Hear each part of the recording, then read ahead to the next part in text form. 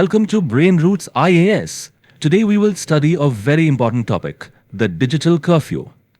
कभी सोचा है कि आपके बच्चे का स्मार्टफोन उनकी मेंटल हेल्थ के लिए एक काफी बड़ा रिस्क बन सकता है? सुनने में थोड़ा अजीब लग सकता है, लेकिन इंडिया में अब इस पर एक सीरियस डिबेट छिड़ गई है और इसी डिबेट से निकला है कॉन्सेप्ट डिजिटल कर्फ्यू का। तो आज हम इसी को एनालाइज करेंगे कि क्या यह वाकई में एक अच्छा आइडिया है या नहीं।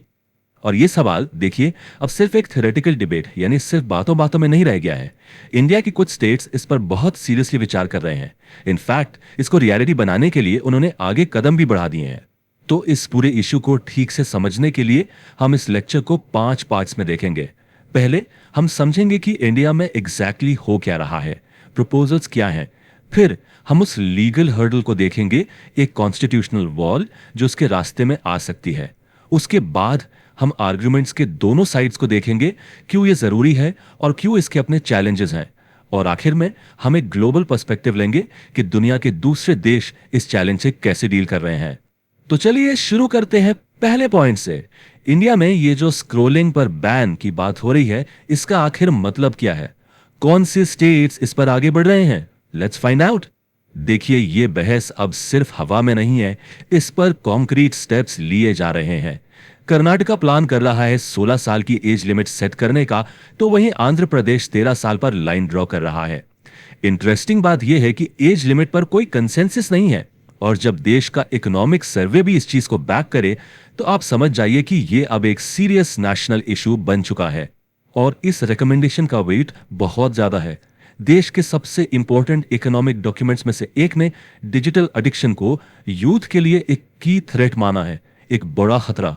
और इसी वजह से सर्वे ने age based access limits recommend किए हैं, यानी उम्र के हिसाब से एक्सेस को रिस्ट्रिक्ट करना। तो ये इशू अब सिर्फ सोशल नहीं बल्कि इकोनॉमिक और पॉलिसी लेवल पर भी आ गया है।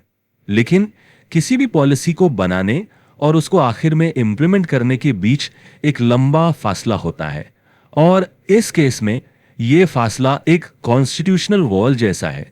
तो चलिए अब देखते हैं कि ये क्वेश्चन ऑफ पावर क्या है। अच्छा, अब यहां एक बहुत ही इंपॉर्टेंट लीगल कॉन्सेप्ट आता है, जिसे कहते हैं ज्यूरिसडिक्शनल बैरियर। सिंपली पुट, हमारे कॉन्स्टिट्यूशन ने पावर्स को सेंटर और स्टेट दोनों में डिवाइड किया हुआ है। कुछ सब्जेक्ट्स यूनियन लिस्ट में हैं, जिन पर सिर्फ पार्लियामेंट लॉ बना सकती है, और कुछ स्टेट लिस्ट में। और यहीं से इस बैन के लिए सबसे बड़ी चैलेंज शुरू होती है। और इंटरनेट रेगुलेशन के मामले में यह पावर पूरी तरह से यूनियन गवर्नमेंट के पास है, under the information technology act of 2000। तो यहां एक क्लियर कॉन्फ्लिक्ट ऑफ इंटरेस्ट की सिचुएशन बन जाती है। क्या स्टेट गवर्नमेंट्स सेंट्रल गवर्नमेंट के डोमेन में इंटरफेयर कर सकती हैं? यह एक बहुत बड़ा कॉन्स्टिट्यूशनल क्वेश्चन है। चलिए अब इस लीगल सवाल को थोड़ी देर साइड में रखते हैं और यह समझते हैं कि इस बैन के जो सपोर्टर्स हैं वो इसे इतना जरूरी क्यों मान रहे हैं। यह मामला है बच्चों की प्रोटेक्शन का। तो इस बैन के पीछे जो मेन सोच है वो है चाइल्ड प्रोटेक्शन। सपोर्टर्स का कहना है कि ये बच्चों को साइबर बुलिंग और हार्मफुल कंटेंट से बचाने के लिए एक शील्ड की तरह काम करेगा। ये उनके एक्सेसिव स्क्रीन टाइम को कम करेगा। बेसिकली ये उन्हें स्क्रीन से हटाकर रियल वर्ल्ड में वापस लाने की कोशिश है, ताकि वो खेलें, पढ़ें और दोस्तों से मिलें। The core idea is to protect the cognitive and social development, जिसे डिजिटल एडिक्शन से काफी नुकसान हो रहा है।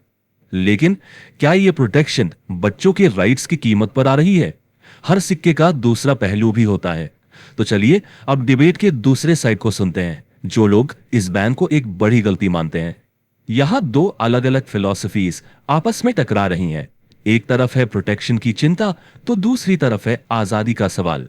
जो लोग इसके अगेंस्ट है, उनका आर्ग्यूमेंट है कि आप बच्चों से उनके rights to information and expression नहीं छीन सकते, और प्रैक्टिकली एज वेरिफिकेशन एनफोर्स करना, ये नेक्स्ट टू इम्पॉसिबल है। क्या इस बैन से बच्चे और भी ज्यादा अनसेफ हिडन ऑनलाइन स्पेसेस में नहीं चले जाएंगे? उनका मानना है कि इसका जवाब बैन नहीं बल्कि बेहतर एजुकेशन यानी डिजिटल लिटरेसी है।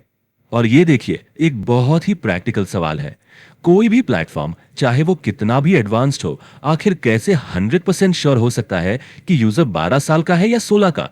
ये एज वेरिफिकेशन अपने आप में एक बहुत बड़ी टेक्निकल और प्राइवेसी से जुड़ी हुई चैलेंज है।